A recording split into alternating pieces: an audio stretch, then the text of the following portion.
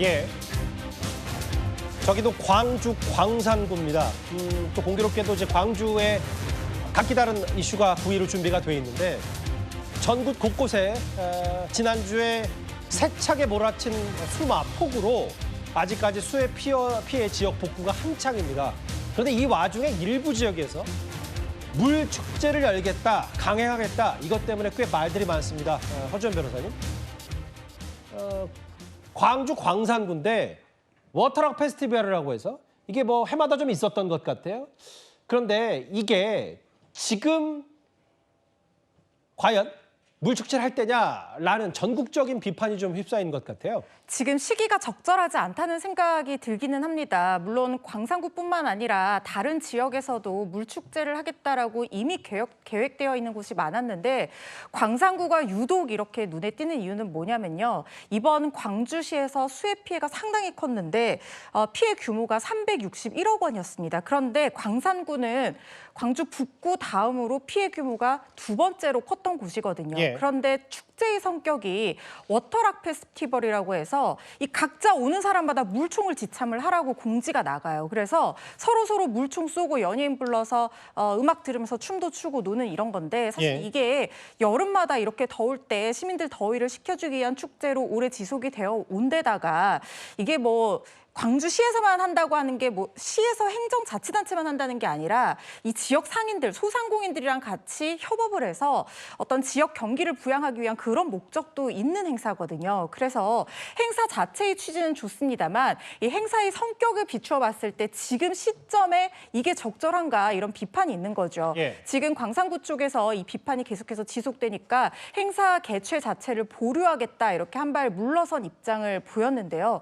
행정에도 행정 감수성이 필요한 부분이 있는 게 아닌가 싶습니다. 그러니까 이제 골목 상권, 그 지역 상권 살려야 되니까 이걸 좀 하겠다라는 건데 그 허 변호사님 이게 그러면 아예 안 하겠다는 건 아니고 좀 더 검토, 보류 뭐 이렇게 아직까지 현재 상황인 거예요? 일단 입장은 보류라고 나왔기 때문에 축제 자체를 취소하겠다라는 상태까지는 아닌 것으로 생각이 됩니다. 예. 왜냐하면 아직까지 여름이 많이 남았습니다. 그래서 수해가 좀 어느 정도 복구도 되고 이런 좀 시간이 좀 지나서 또 지역 경제 활성화도 필요한 부분이잖아요. 그래서 적절한 시기에 다시 개최를 할 가능성도 있다는 생각이 들고 예.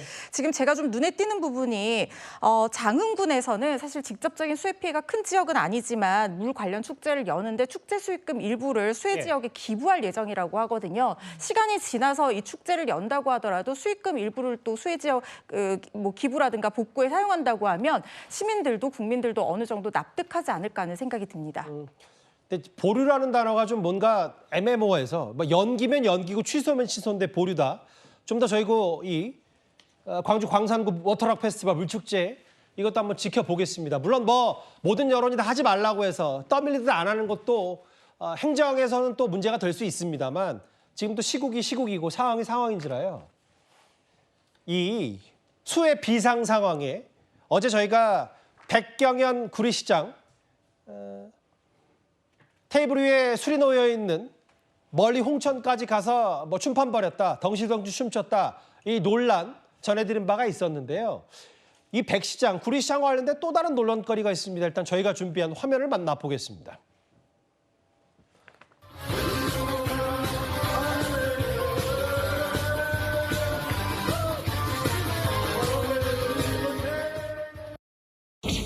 비상대책회의를 마치고 지역단체 야유에 참석하는 신중하지 못한 결정을 하게 되었고 깊은 실망과 분노를 드린 점 진심으로 고개 숙여 사과드립니다.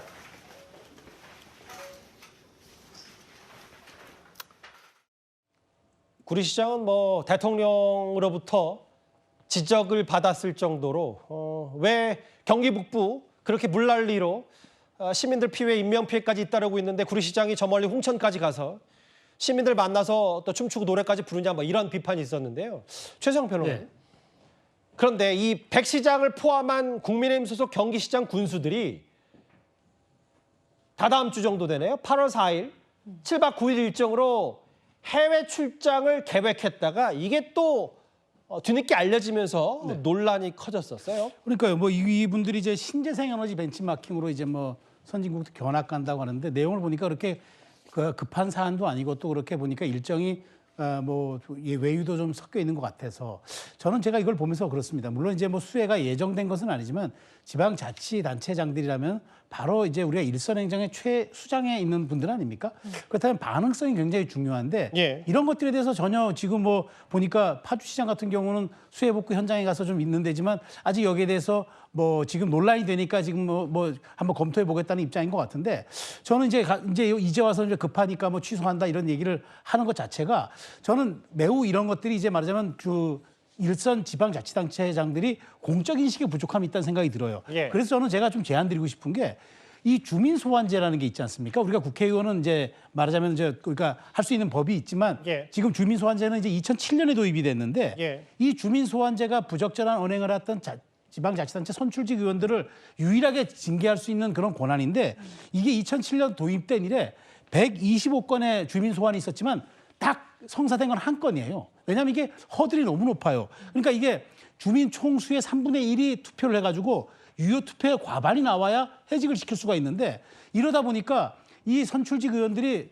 뭐 그야말로 막무가내로 행세를 할 수가 있는 거죠. 그런 측면에서 저는 이렇게 논란이 되니까 이렇게 부적절한 일정을 또 취소를 한다. 그런데 이렇게들 짜기도 하고 여기에 대한 어떤 문제의식도 없는 이런 분들은 제도적으로 우리가 견제를 해야지 예. 사안이 있을 때마다 이건 부도덕하다, 이거 도덕적이지 못하다 이렇게 비난하기는 좀 그렇잖아요. 그래서 저는 국회가 이참에 이 주민소환제 투표 요건을 좀 약화시켜서 예. 언제나 일선 행정에 있는 분들이 긴장하고 주민을 대할 수 있고 책임의식을 갖고 자기 사인할 수 있는 이런 풍토와 문화를 만드는 게 더 중요하다. 그래서 저는 이것을 개인의 비난으로 치환할 것이 아니라 예. 제도의 문제를 우리가 한번 검토해 볼 필요가 있겠다. 그러지 않으면 이런 일들이 반복이 끊이지 않을 것 같다는 생각이 듭니다. 구리시장이 연이어 무리를 빚게 된 셈이네요.